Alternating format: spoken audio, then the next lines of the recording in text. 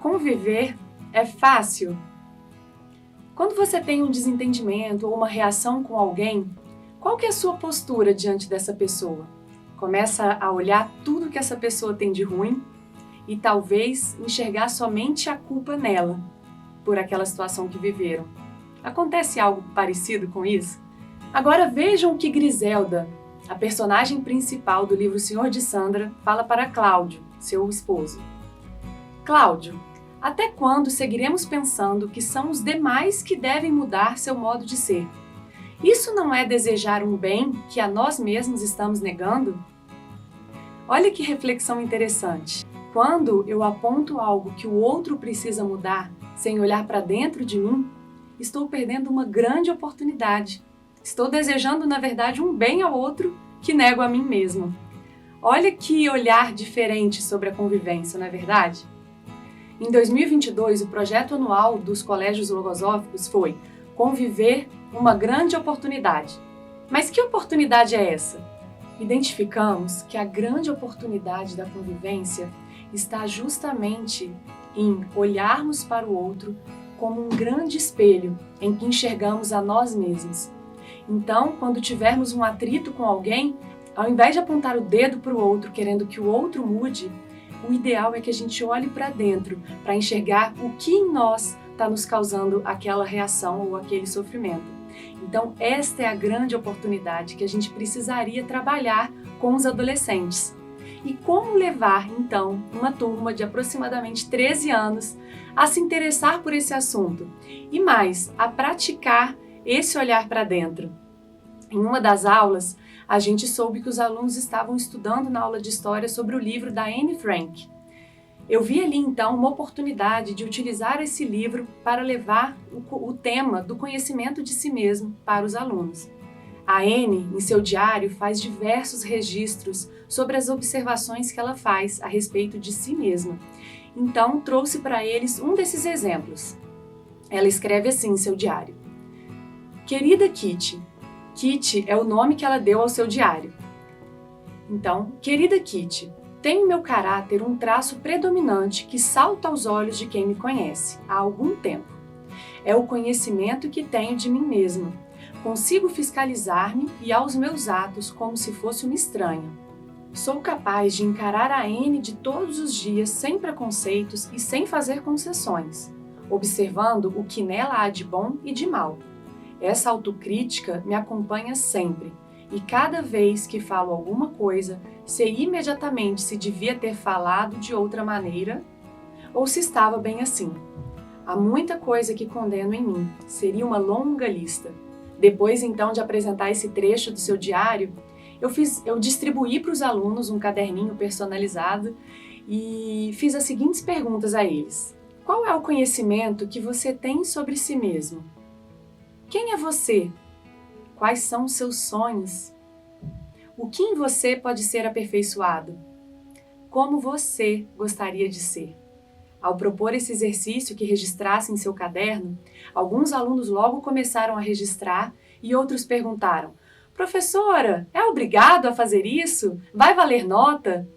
Eu então disse com muito afeto que não era obrigado e que também não valeria nota, porque ninguém nunca poderia obrigá-los a olhar para dentro de si mesmo, que esse era um convite que eu estava fazendo e que cada um poderia aceitar se quisesse ou não. E aí foi interessante observar que só essa liberdade de dar a opção deles poderem escolher, muitos já começaram a registrar interessados. Uma aluna, entretanto, continuou sem escrever nada.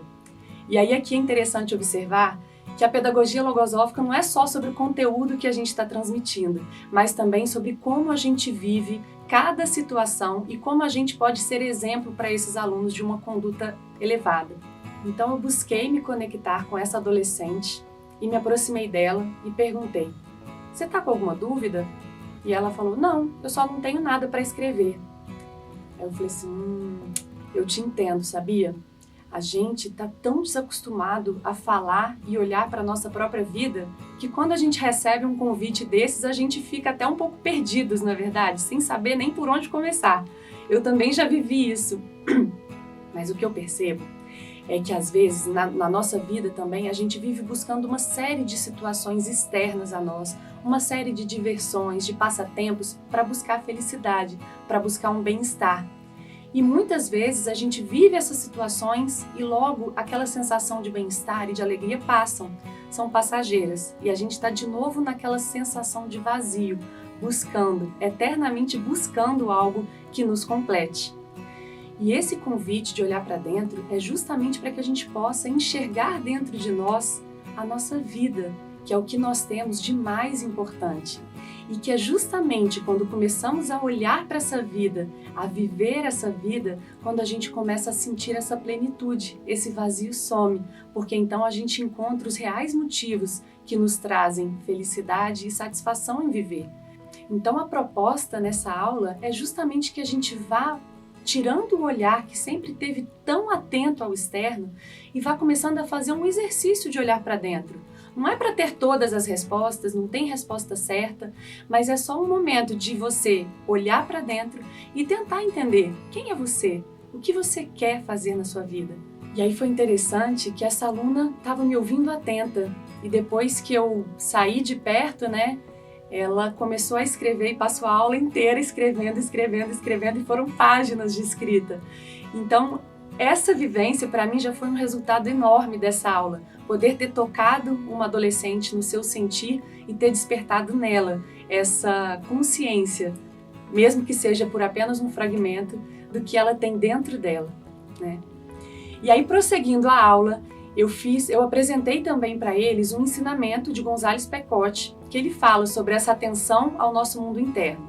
Pecote ensina o seguinte: quando o ser humano não está familiarizado com o conhecimento do mecanismo mental e com o papel que os pensamentos desempenham, expõe-se com suma frequência a incorrer em erro, provocando reações que redundam em seu exclusivo prejuízo. Do que dissemos, se infere o indispensável que é para a boa conduta pessoal cuidar da observação dos pensamentos e de suas atitudes. Cada um há de se constituir num seguro elemento de observação, porém, não de simples observação dirigida ao externo, pois essa deve correr parelhas com a interna, observando o que lhe é próprio e, ao mesmo tempo, aquilo que está fora de si mesmo. Depois da leitura desse ensinamento, a gente sempre abre para conversas, para que eles perguntem, a gente faz perguntas também, e estimula que eles façam as suas próprias perguntas. Uma das perguntas que um dos alunos trouxe foi: professora, o que é mecanismo mental? E aí isso me abriu para trabalhar com eles um outro aspecto. E eu devolvi a pergunta com uma outra pergunta: quais são os sistemas físicos que vocês aprenderam aqui na escola? E aí eles foram me respondendo: o sistema digestivo, o sistema nervoso, e foram enumerando todos que eles conheciam. E eu falei: pois é, esses são sistemas da nossa parte biológica. Mas o ser humano, ele é um ser psico-espiritual. E González Pecote apresenta para a gente também que, além de todos esses sistemas biológicos que funcionam em perfeita harmonia, a gente tem sistemas psicológicos que a gente deve aprender a conhecer para manejar com mais acerto. Eles não são automáticos como os sistemas fisiológicos. Então, nós temos nesses sistemas psicológicos o sistema mental, que corresponde a esse mecanismo mental que você me perguntou. Temos o sistema sensível, composto aí pelos sentimentos e a sensibilidade, e o sistema instintivo. Então, nosso trabalho é, aos poucos, com o conhecimento, ir conhecendo como funciona cada um desses sistemas psicológicos dentro de nós, para que a gente possa ir, aos poucos, a partir do conhecimento, conseguindo, então, conhecer a nós mesmos e, a partir deste conhecimento, conseguirmos nos superar, sermos melhor a cada dia. E aí isso fecha muito com a questão da oportunidade da convivência. Ao olhar para dentro, a gente vai identificando quais são os pensamentos que estão me levando a atuar, quais são os sentimentos que estão influenciando na minha conduta, estou conseguindo preservar os meus sentimentos dos ataques de alguns pensamentos. E esse é um lindo caminho de olhar para dentro, que a gente pode percorrer com muita consciência, que nos leva a uma vida muito, muito feliz. Para terminar, então, eu deixei o convite aos alunos para que aquela aula não morresse ali, para que eles levassem esse interesse por olhar para dentro em todos os dias e que registrassem em seu caderno tudo o que eles fossem vivendo, para que eles pudessem ir construindo o livro da sua própria vida. Que eles não fossem apenas personagens secundários, que eles fossem o personagem principal e mais, que eles fossem os grandes autores da sua própria vida. A isso nos leva a pedagogia logosófica e o conhecimento de si mesmo. Então, para encerrar, eu fecho com esse pensamento de González Pecote, que nos ensina o seguinte: a logosofia aconselha exercer um controle das atividades mentais, bem como da conduta diária, para que no fim do dia cada um seja dono do que viveu, registrando na consciência. Mediante esta forma de observação, se verá como a vida vai se tornando muito diferente do que era antes, quando passavam horas, dias, meses e até anos sem que nada se fixasse nela. A mais ainda, é necessário escrever, registrar diariamente para si mesmo os pensamentos férteis que se teve e os fatos que constituíram atos dignos de uma nova vida, não se esquecendo de anotar todos os momentos vividos infértilmente. Esses registros, então, se tornam um grande guia para o conhecimento de nós mesmos. Que vocês possam sentir esse convite e, se vibrarem internamente, possam seguir nesse caminho também de conhecer quem somos nós. Obrigada!